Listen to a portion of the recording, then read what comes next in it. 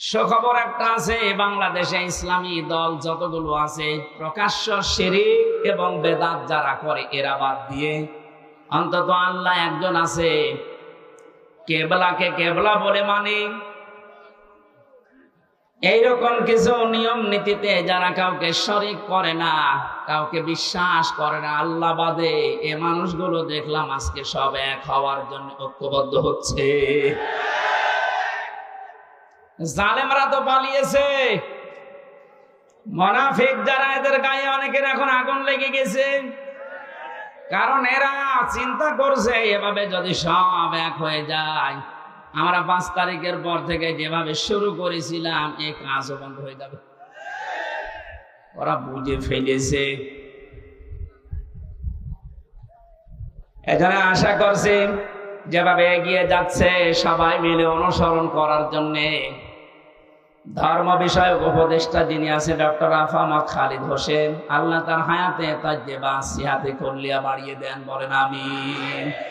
Doctor চেষ্টা এবং ইখলাস যা দেখতে পাচ্ছি, আশা করছি ইসলামের সূর্য সামনে আমরা এদেশে দেখতে পাবো ইনশাআল্লাহ। এই জন্য যারা আছি আমরা ছোটখাটো বিষয় নিয়ে মত পার্থক্য বাদ দেওয়া লাগবে। একটা হোস্টেলে 100 জন খাবার খায়, সকালের নাস্তা কলার পাউরুটি।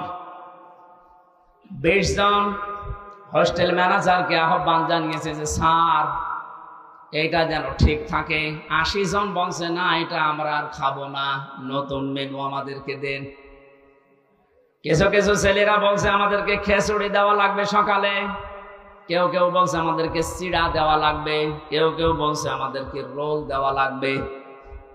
আর ওই যে 20 জন ওরা বলছে যা আছে ওইটাই আমরা চাই, কলা পাউরুটি।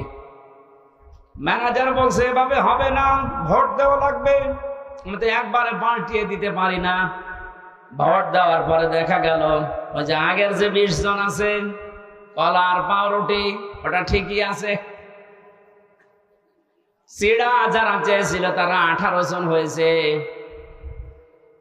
যারা খিচুড়ি চেয়েছে তারা 17 জন, যারা রোল চেয়েছে তারাও 15 জন। এভাবে ভাগ ভাগ করতে করতে 20 পর্যন্ত আর চাইনি, আগে যা ছিল ওইটাই কায়েম হয়ে আছে। কি বসালাম বলেন তো? এদেশে 20 জন মাত্র এখন, আগের যে সিস্টেম গুলো ছিল ওইটাই চালু রাখতে চাচ্ছে, কিন্তু আমরা এখন 80 জন পাল্টিয়ে গেছি। এই কথা বলছেন? আমরা এই 80 জন মিলে এখন যদি এই ছোটখাটো বিষয় নিয়ে মত পার্থক্য করি, কেউ পরে যেতে পারবো না। এই জন্য সব বাদ দেওয়া লাগবে। কার কয় কোণে টুপি, কার লম্বা টুপি, কার জব্বা, কার সিরা, কে হাত বাঁধে, কে মোনাজাত করে, এগুলো সব বাদ দেন। আল্লাহ একজন আছে, রাসূল আমার নেতা, এই বিশ্বাসে যারা বিশ্বাসী তারা আমরা এখন 80 জন। আরো জোরে।